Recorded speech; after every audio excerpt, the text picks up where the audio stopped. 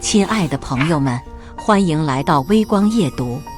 拒绝老板娘买包走公账后，身为会计的我被针对了。尽管我耐心解释为什么走不了公账，还是被找茬扣了整月工资。我找老板评理，却被他直接无赔偿裁员。别家会计可以走，怎么就你不能走？脑子都不会灵活转一下的吗？你不会做账，有的是人来做。我离职后不久，公司被查，新会计临时跑路，老板没了办法，一个电话打到我这，求我回去，只要你回来平账，给你3倍工资。不过只可惜我爱莫能助，毕竟这次负责查他的人之一，就是刚成功入职税务局的我。接下来开始我们本期故事，记得点击订阅并开启小铃铛。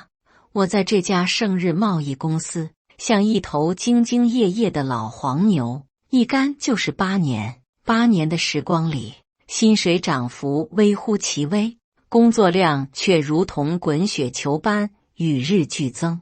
财务部门从最初配置6人，一路锐减到如今只剩我一个孤家寡人。虽说头顶财务主管的头衔，可每天忙得像个不知疲倦的陀螺。吃午饭对我而言完全靠运气，有时间就胡乱扒拉几口，没时间就只能饿着肚子继续工作。是赶事，根本闲不住。短短半年，我就瘦了10几斤。亲戚们见我这般拼命，纷纷劝我换个工作，语重心长地说，再这么熬下去，身体迟早会垮掉。道理我都懂，可在这公司工作了8年，也是对公司有点感情的，实在不愿轻易更换工作，再去和新认识的人打交道，我也觉得麻烦。而且我一直有在备考公务员，想着上岸后便能直接开启新的职业生涯了，所以就咬牙坚持着，即便旁人对我投来嘲讽的白眼，把我当作任人使唤的牛马，我也隐忍不发。但1周前，原本风平浪静的生活被彻底打乱。清晨，阳光还未完全进屋，老板娘刘姐就踩着高跟鞋咯噔咯噔地闯了进来。她手里晃着一个崭新的香奈儿手袋，那醒目的 logo 在阳光下闪烁，晃得人眼睛生疼。小周，把这个入账，走业务招待费。他的语气轻描淡写，仿佛在吩咐我泡一杯咖啡那样随意。说完，便慵懒地坐在沙发上，斜靠着身子，掏出手机玩了起来。我瞧了一眼桌上的香奈儿手袋，面露难色，循循善诱道：“刘姐，这恐怕不符合公司财务规定，手袋属于私人消费，不能走公账。而且现在税务监管越来越严格，每一笔账目都必须经得起审计。”刘姐放下手机，瞥了我一眼，脸上挤出一丝笑容，说道：“行，下次不会了，这次你先给入账吧。我知道你们会计总有办法处理这些事。”说完便不再看我。我无奈地挤出一丝尴尬的笑，继续耐心解释：“刘姐，还记得你上次买的手提包吗？你当时应该是找小李做的账吧？小李离职后没多久，税务就查到了那笔账，我费了9牛2虎之力才……”行了，刘姐不耐烦地打断我，脸色微微一变。我说了，不会再有下次，你别拿你的专业知识来给我洗脑，我又不懂。就在这时，我的手机叮咚一声，屏幕亮起，是税务群里发来的消息。通知显示，近期会抽查辖区内公司的账务，要求我们做好迎检准备。我深吸一口气，又看了看即将发火的老板娘，左右为难地说：“刘姐，您体谅一下我，也为公司着想。税务群刚下通知，要……”刘姐没等我说完，就猛地站起身，双眼圆睁，恶狠狠地盯着我：“小周，是谁给你发工资的？我这是在安排你的工作。刘姐，这跟工资没关系，做假账是违法的。我也站起身，小心翼翼地试图跟他讲道理，可刘姐根本不听，满脸不耐烦地甩了甩手，行，不用了，抓起桌上的包包，气冲冲地走了。当天下午，人事把工资单交了上来，让我发工资。我像往常一样操作，每个流程都烂熟于心。可当目光落在自己的薪资单上时，我瞬间瞪大了眼睛，以为自己看花了眼。周子阳，工资零。我满脸疑惑，赶忙询问人事，为什么我的工资是零？人事李雪梅回复我，刘姐刚下了一个考核单，你不知道吗？老板娘下考核单。我气得怒极反笑，这难不成是因为我拒绝帮她做假账？很快，李雪梅把考核单扫描发给了我，上面写着：因财务主管周子阳不服从领导安排，消极怠工，情节十分严重，经公司领导研究决定，给予周子阳扣除当月工资处理，以观后效。你做了什么事啊？把刘姐气成这样。李雪梅还反问我，我怒不可遏，只觉得气血上涌，脑袋一阵发昏。我向来奉公守法，依规办事，难道这也有错？况且税务部门早已下发通知，近期就会开展账务抽查，一旦东窗事发，公司岂不是自讨苦吃？坐在工位上，看着堆积如山的繁琐事务，我一点工作的积极性都没有了，满心都是怨气。我比生产队的驴还任劳任怨，到发工资的时候却被全部扣光，这让我怎么忍？一气之下，我起身去了老板办公室。我客气地敲开办公室的门，老板抬头，笑着示意我坐下，问我怎么了。我努力让自己保持平静，把老板娘买包要走公账的事一五一十地跟老板说了。老板听后若有所思地点头道：买包走公账确实不符合流程。我连忙点头附和道：没错，王总，要是被税务查到会很麻烦的，因为我没答应，老板娘就扣了我整月工资，所以我才来找您，希望您能为我主持公道。老板点点头，过了好一会儿才开口，一副苦口婆心的样子。老板娘虽说做得不妥，但她毕竟是公司领导，你今天拒绝她的要求，明天别人也拒绝，领导的威严还怎么树立？我听得一头雾水，平静地解释道：可是王总，您刚也说了，那是违反流程的，我要是照着做了，出了事怎么办？领导交代你的任务，出了事自然是领导来承担，难不成还让你背锅啊？呵呵呵，老板笑着说道，语气中带着一丝不以为然。我赶紧给他科普税务知识。王总，做假账出了事，我恐怕要负主要责任，要承担刑事责任的，不是你想的那么简单。这是我知道。行了，账目既然拒绝了，就拒绝了，你先回去吧。老板点点头，脸上明显露出了不耐烦的神情。我深吸一口气，试探性地询问：王总，那我的罚款？老板再次抬头看向我，说道：罚款改不了了，这是老板娘下的通知，我要是否决了，他以后还怎么服众？听闻此话，我气急反笑，合着我说了这么多，罚款依旧取消不了，那我跟你聊这些又有什么意义？我直接表示自己没做错，这个罚款我不认。老板见我如此态度，也懒得再演了。小周，怎么我跟你说了这么多，你都没听进去？王总，我也想听进去，但那可是我加了无数个班，兢兢业业一整月的工资，况且我又没做错，凭什么罚我？我据理力争，毫不退缩。老板瞬间板起脸来，入个公账这么点小事，为什么别的会计能做，你偏偏做不了？闻言，我冷笑一声，王总，帮公司做假账的那些，全都是刚入行没多久的愣头青，根本不知道那样做要背负多大的责任。但凡找个拖家带口的老会计，没人敢这么干。不过也有例外，毕竟重赏之下必有勇夫，因为有时报酬丰厚到足以让人放弃原则。但话说回来，我每个月拿着6000块的工资，何必为了这点钱去冒险？老板听了我的话，脸色彻底变了，脑子都不会灵活转一下吗？不会做账就别做，有的是人来做，千万别以为公司没你就转不下去。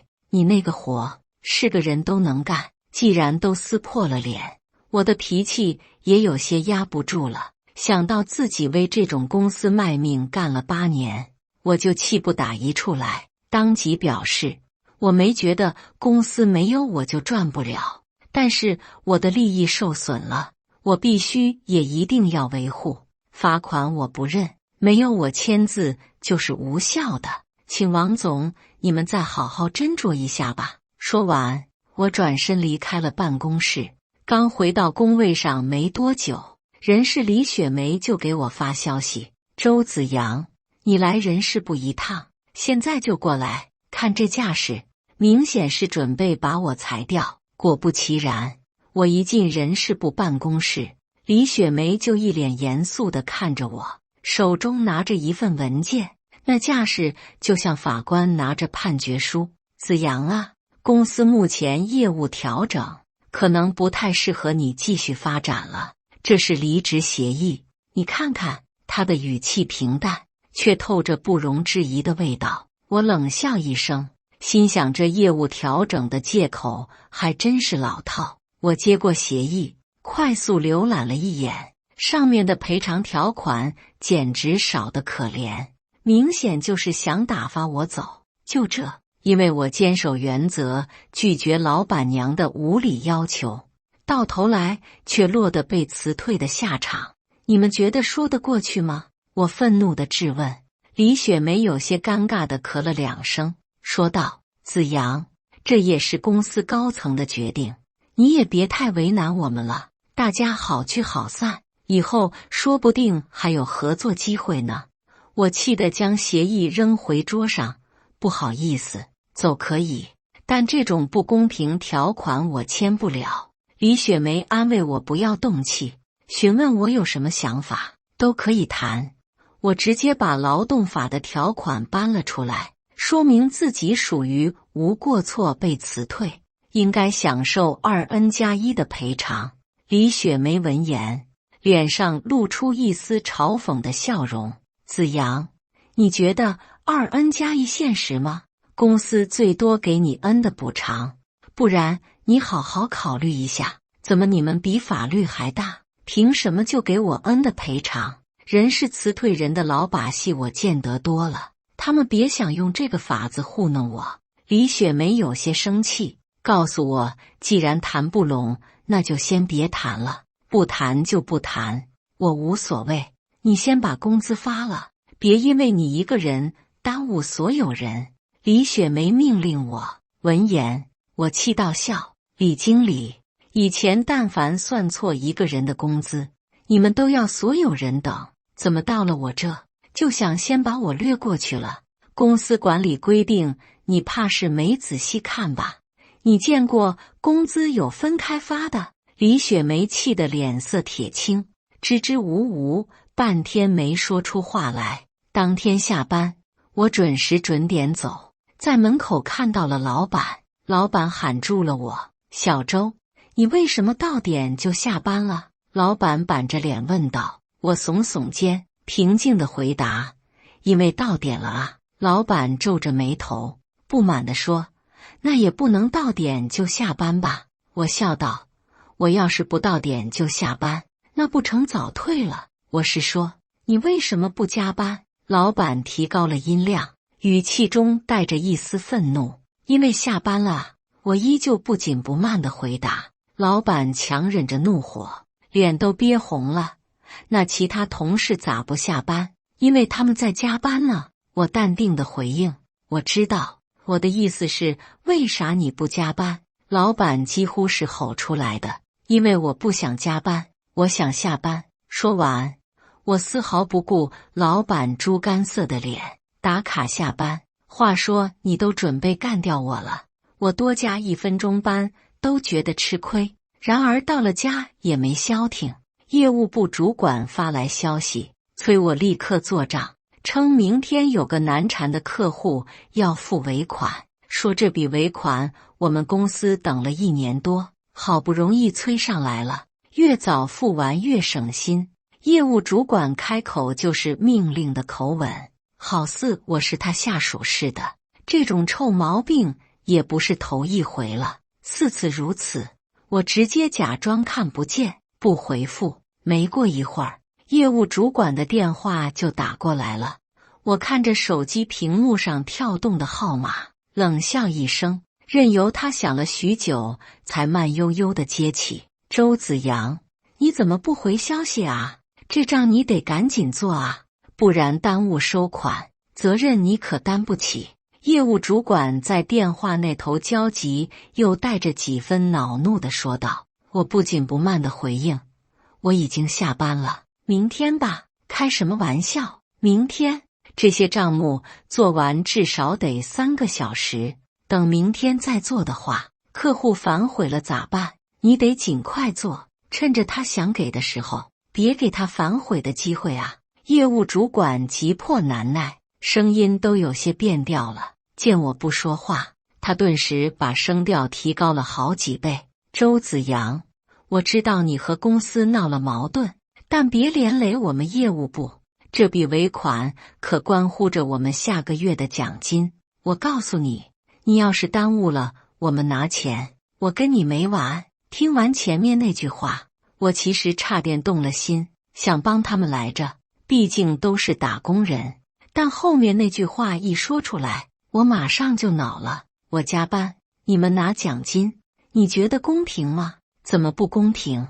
那就是你的本职工作，你就该加班。业务主管理直气壮的回应，去你麻痹的该加班。我直接挂了电话，再打不接。第2天准点上班，业务主管和老板都在门口等着。见我出现后，业务主管气得脸红脖子粗。周子阳，你瞧瞧你做的好事，客户反悔了，尾款没付成。老板也冷冷地看着我，小周，去人事把离职手续办一下，你被开除了。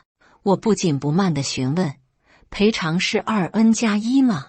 我不懂什么叫2N+1，有什么问题让李经理给你解释。老板说完这话，板着脸就走了。业务主管咬着牙对着我一阵指指点点过后，也愤怒地离开。我看着老板和业务主管离去的背影，心中毫无波澜，转身径直走向人事部，准备和李雪梅继续掰扯离职赔偿的事儿。结果令我没有想到，这次李雪梅居然把我8年前签订的劳动合同拿了出来。我心中隐约产生了不好的预感，就见李雪梅抬头瞥了我一眼，顺手把劳动合同甩了过来。这是我昨天加班翻档案，把之前签订的劳动合同找了出来，里面的赔偿条款写得很清楚，离职赔偿恩。我拿过劳动合同，直接翻到了赔偿那一页，结果发现上面写的确实是恩，但明显有修改的痕迹。这合同被改过吧？我记得无过错辞退，法定赔偿是2N+1。我目光如炬，紧紧盯着他质问道：周子阳，你别开玩笑了，谁会有闲工夫改这个东西？不然你把你那份留存劳动合同拿出来对比一下，看是不是真的。李雪梅极度不耐烦，那模样好像随时都会爆发。但8年前签订的合同，我那份早就不知道扔到哪里去了。为了自己的权益，我要求他提供几份别人的劳动合同，拿出来参考。李雪梅终于翻了脸：“周子阳，你怎么回事？每个人的合同能一样吗？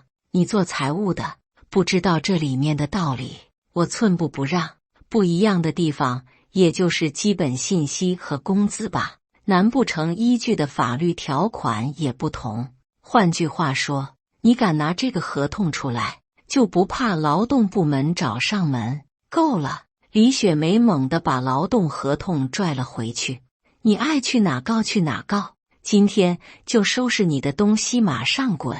我冷笑连连：“好，出个解除劳动合同的通知给我，我这就走。”李雪梅马上给我出了通知，被辞退的理由是不服从领导安排。离开公司后，我直接拿着辞退证明去劳动仲裁起诉。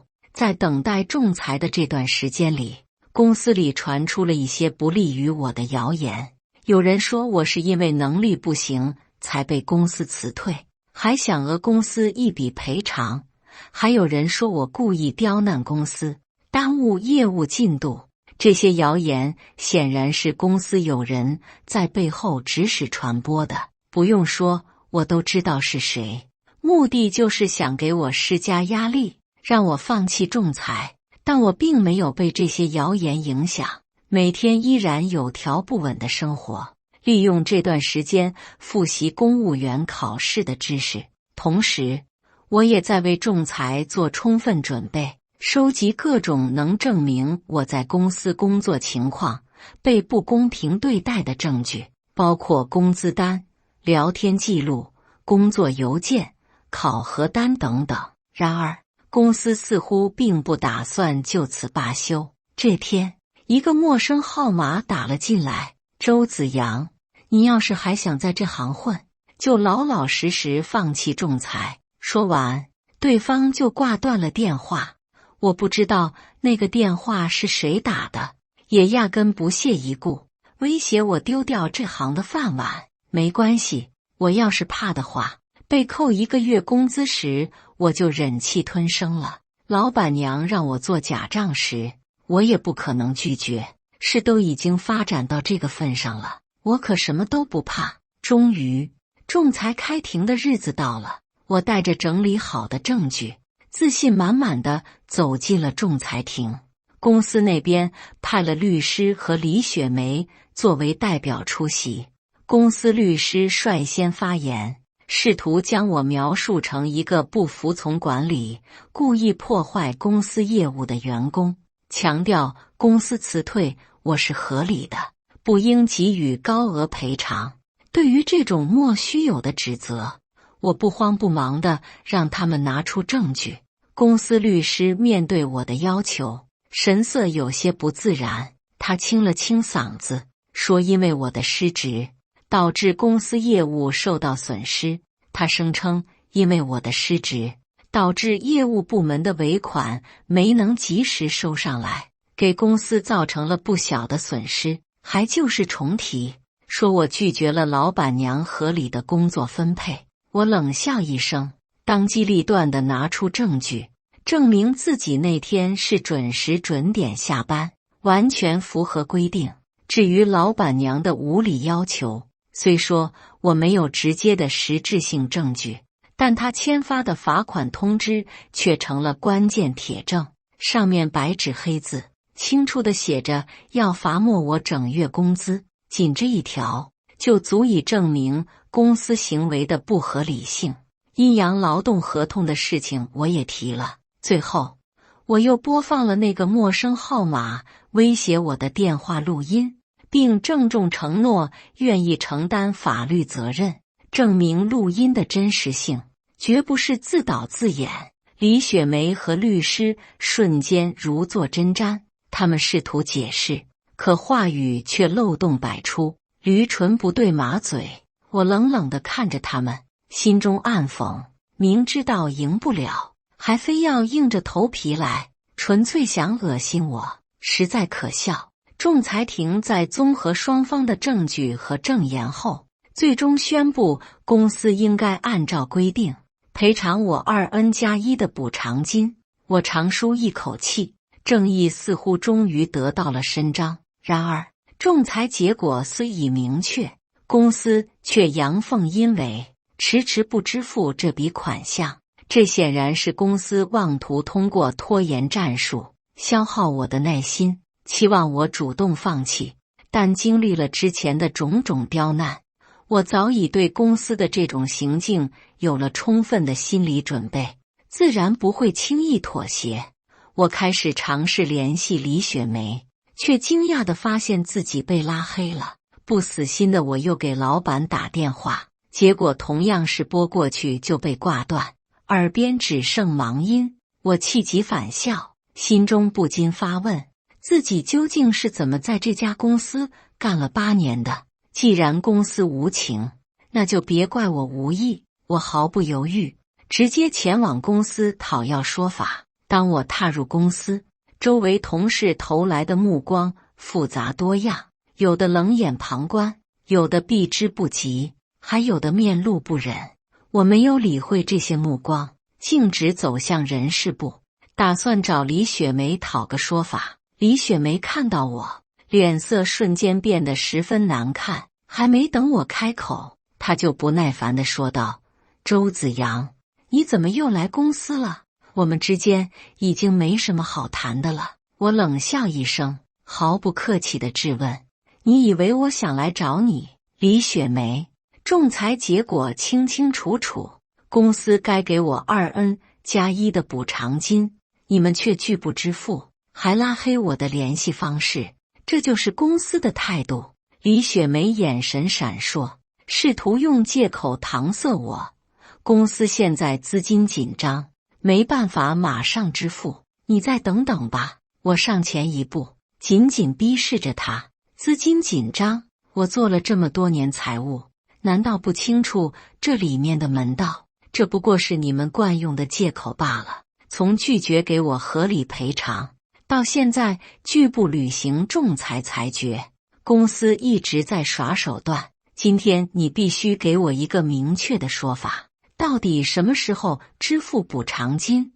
李雪梅被我逼得咬牙切齿。就在这时，老板不知从哪里冒了出来，假惺惺地说道：“小周啊，你也知道公司现在的处境，真不是我们故意拖着不给你钱。这样吧，再给我们1个月时间，1个月后肯定把钱给你。”我看着老板虚伪的嘴脸，毫不客气地回应：“王总，你们之前的所作所为已经让我对公司彻底失望。1个月，谁知道1个月后你们又会想出什么新借口？既然公司不打算主动履行，那就别怪我采取进一步措施了。”老板脸色一沉，突然威胁道：“周子阳，你别太过分，你在这个行业还要继续混下去，把事情闹大了对你没好处。”我毫不畏惧，坚定地回应：“我已经不怕你们的威胁了。你们这种不遵守法律和契约的行为，才是在行业里无法立足的根本原因。不支付是吧？好。”说完，我转身决然离开。我做事向来先礼后兵，既然公司不愿意主动解决问题，那就让法律来制裁。离开公司后，我带着在人事部与李雪梅和老板的谈话录音，迅速赶到劳动仲裁部门。我向仲裁员详细说明了公司拒不支付补偿金，甚至拉黑我联系方式的恶劣行径，并呈上录音作为有力证据，正式申请强制执行。仲裁员听完录音后，对公司的所作所为义愤填膺，表示会立即采取行动。强制执行程序一旦启动，将会直接影响公司的声誉，甚至会被列入企业失信名录公示。意识到已无力回天后，李雪梅和老板慌了神，急忙给我打电话求和解。很快，赔偿金打到了我的账户里，他们还祈求我撤销强制执行要求。看着银行卡里的余额，我心中五味杂陈。这不仅是我被辞退后的赔偿金，更是对我在公司兢兢业业奋斗8年的一种否定与嘲笑。8年又如何？还不是得靠法律武器才能争取到自己的血汗权益，要求我撤销申请。此刻我内心难以平静，遭受了这么多不公，岂能如此轻易算了？尽管公司最终支付了赔偿金，但同时强制执行手续也已走完，公司的声誉一落千丈。在从业者眼中，公司从曾经的香饽饽瞬间变成了大家避之不及的存在。不过我的岗位却很快有了新人，据说是个实习生，拿着高薪聘请来的。同事偷偷给我透露消息，说这个实习生天不怕地不怕，接手工作后搞了不少假账。不仅如此，同事还偷偷把那些账目明细发给了我。我看完后惊讶地直摇头，感叹真是初生牛犊不怕虎。本想着和公司已经两清，不想再掺和他们的事，可万万没想到，公司完全不打算放过我。一天，我无意间打开行业群，发现好多人在议论我，言语间全是诋毁。我向来屏蔽行业群消息，这次偶然发现这一情况后，瞪大了眼睛，迅速上翻聊天记录，想看看是谁在背后挑起事端。结果李雪梅的头像映入眼帘，她在群里肆意嘲讽，恶意重伤，污蔑我不务正业，还敲诈公司，把公司害得不浅。其他老板们纷纷跟风回复，说自己的公司以前也遇到过我这种人，还呼吁大家擦亮眼睛，别被我这种人骗了。我当时就气得火冒三丈，直接质问，难道威胁我们会计做假账还有理了？此言一出，那些老板们不仅没有收敛，反而纷纷对我展开攻击。不会做假账的会计不是好会计，不做假账我们要会计做什么？就是明明自己没有职业操守，真是令人愤恨。我冷笑不止，对他们的荒谬言论感到不耻。就在这时，群内一些有正义感的会计师看不下去了，纷纷站出来反抗。他们直言自己赚着微薄的工资，凭什么要冒着巨大风险做违法的事？一旦出了事，最先被抓的大多是会计，而老板们却能拍拍屁股说不知情，或掏点罚金，轻松逃脱责任。这话刚说完，管理员就开始实名统计发言者，声称要在行业内拉黑我们，并挨个将我们这些人踢出了群。我气得头晕目眩，心中怒骂，这都是些什么人？而就在这时，我手机收到一条消息，周子阳您好，恭喜您成功通过税务局组织的面试，请于下周一携带好有关证件到税务局4楼人力资源部门报到。我瞪大眼睛，难以置信地看着这条消息，短短一行字带来的震撼不亚于平地惊雷。我终于上岸了。周一，我带着欣喜若狂的心情前去报到。之后经过1个多月的培训，我被分配到了税务稽查部门，而管辖范围正好覆盖了以前的那家公司。适逢这段时间要抽查该区域的企业，我冷笑一声，回想起李雪梅在行业群里肆无忌惮污蔑我的情景，胸中顿时燃起一股惩恶扬善的斗志。随即，我用局里的电话打到他们办公室，要求他们近日把账目资料都准备好，以备检查。当天晚上，我就接到了钱老板的电话，我还以为他知道我上岸了，想来求情。没想到接通后，他直接说道：“税务局马上要来检查，你最懂公司的账务了，回来凭账，我给你3倍工资。”闻言，我忍不住笑了，干不了，况且公司不是有会计了吗？别管那么多了，给你3倍工资你都不来，别忘了你拿走了公司不少钱，这点忙不要钱你也该帮的。老板的语气中带着一丝不容抗拒的命令与愤怒，我心中涌起一股厌恶。王老板，那些钱并非我巧取豪夺，而是我应得的正当权益。另外，我记得您之前说过，我这个破工作是个人都能干，你找别人吧。周子阳，你怎么油盐不进呢？公司好歹养了你8年，老板又试图道德绑架我。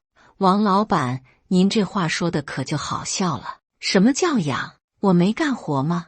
那是等价交换。哦不，好多时候我的付出远超回报。我毫不客气地反驳道。周子阳，你……老板还想再说，我没给他机会，直接挂了电话。3天后，我和同事2人前往公司检查。一进门，以前的同事们看到我，表情和上次我回来时如出一辙，有的诧异，有的冷漠，有的同情。我没有理会他们，径直走向办公室。李雪梅正低头忙碌，抬头看到是我，立刻站起身，迅速搬来一大摞文件，堆在桌子上，吩咐道：“来了就赶紧干，别想磨洋工，全部干完了给你3000，不是按天算的。”说完，他又把目光转向我的同事，皱眉说道：“反正一共就3000，你们2个看着分。”同事一脸不解地问我：“小周，你在这任过职，何止是任职啊？他坑了公司不少钱，还留了无数财务的坑，别人搞不了，就得他来屏障。”李雪梅满脸不屑，自顾自地嘟囔着。我神色自若地向同事解释，以前在这当财务，因拒绝做假账被穿小鞋，最后还是通过劳动仲裁才解决问题。听到做假账3个字，同事的脸色瞬间变得严肃起来，当即对李雪梅说道：“你们公司的账目都在这里吗？”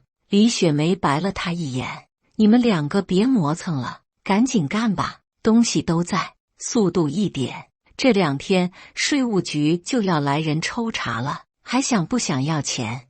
同事被这句话气笑了，当即亮出执法证：“我是税务局的，既然资料都在，那就开始配合我们调查吧。”李雪梅浑身一震，猛地站起身，看清执法证后，脸色瞬间变得煞白，但也还是立刻换了副谄媚的嘴脸：“领导，你先坐一会儿，我先去给您倒杯水。这马上就中午了，咱们先找个地方简单吃一口，边吃边聊。”“不用了，还是抓紧吧。”同事坐了下来，开始翻看账目。李雪梅涨红着脸，咬牙切齿地低声咒骂我：“周子阳，你可真够狠的！”说完，转身跑去叫老板了。王老板很快赶了过来，一边对同事阿谀奉承，一边不忘对我抛来一个白眼。他试图把同事喊出去私聊，同事根本不吃这一套，而且已经发现了多个账务漏洞。“你们做假账？”同事严肃地质问。此言一出，李雪梅和王老板的脸上瞬间挂满了惊慌之色。“领导，都是他弄的，跟我们没关系。”情急之下，李雪梅居然直接指向了我，试图把脏水泼到我身上。刹那间，我甚至以为自己听错了，这种谎他都敢撒。我辞职可是有时间差的，李经理，你可要对自己说的话负责。我严肃地提醒李雪梅，怎料李雪梅就像被逼急的兔子，一口咬定是我。她以前在我们公司任职，账务都是她弄的。周子阳，你可真行，自己弄假账，又找税务局查公司，你把公司害得还不够惨吗？你有没有良心？李雪梅对着我一通乱喷，我面不改色，从口袋里拿出执法证。李经理，你可能误会了，不是我找的税务局。李雪梅和王老板一见我的执法证，顿时像见了鬼一样，如坐针毡，脸上挂满了恐慌。没错，我就是来让他们为自己的行为付出代价的。王老板连忙拉住我的胳膊，哀求道：“小周，有事咱们慢慢聊，用不着这样。”我抽出胳膊，后退一步，和他拉开距离。王老板，请您配合我们工作好吗？子阳，你别这样，好歹是从咱们公司出来的，你可不能攻。李雪梅话说一半，没敢继续说下去。我皱眉反问：公报私仇？李经理，这可是你第2次污蔑我了。没有，子阳，你误会了。李雪梅惊恐的语无伦次。你给我少说几句，不会说话就别说。王老板怒斥了李雪梅一顿，转而又凑到我的身边，试图塞给我一个红包。小周，来，带你的同事出去简单吃点。看到这样的情况，我当即后撤一步，以示清白。王老板，你这样我可是能告你行贿的。王老板吓得手足无措，绝望至极。说完后，我不再理他，而是和同事一起开始深入调查这些账。李雪梅和王老板在一旁急得直冒汗，却无计可施。调查结束后，我把他们公司存在的问题全都记录了下来。当我们准备离开，告诉他们等通知时，王老板再一次拦住了我，脸上堆满了恭维的笑容。亲戚们见我这般拼命，纷纷劝我换个工作，语重心长地说，再这么熬下去，身体迟早会垮掉。我觉王老板事在人为，放心，我不会公报私仇的，咱们公事公办。说完，我便抽回手臂，头也不回地走了。后来经过整合我们掌握的资料证据，确认盛日贸易公司存在偷税漏税的情况，金额高达500余万。局里立即对此进行了立案调查。几个月后，因漏税金额未达到应缴纳税款的30%，故此没有按照刑事案件处理。法院最终判决追缴盛日贸易公司523万税款，并缴纳滞纳金，另外给予3倍罚款处罚，即1569万元。这钱不是小数目。判决下来当天，我就听说王老板在公司当众把老板娘给打了，打得挺惨，骂他惹是生非。这下他也顾不上所谓的领导威严了。打完爱妻后，又愤怒地把李雪梅开除，说他干人事却干不好人事，要不是他从中作梗，没准事情不会一点周旋的余地都没有。闻言这些事情，我心如止水。处理完他们公司的事，我们紧接着要抽查别家。其实我的心里早有名单了，就是当初那个行业群里面的跳梁小丑，虽然被踢出去了，但那些说过不会做假账的会计要他做甚这种话的公司名字，我都记在了脑子里。绝非公报私仇，而是看不惯他们怂恿人违法，自己却置身事外的丑恶行为。我知道王老板这样的不止一个，我也肯定将被处罚的王老板也绝不止一个。感谢大家的观看，本期故事精彩吗？欢迎大家在下方评论区吐槽。如果你喜欢这类故事，记得点击订阅微光夜读，并分享给更多的人，这会对我帮助很大。再次感谢大家的观看。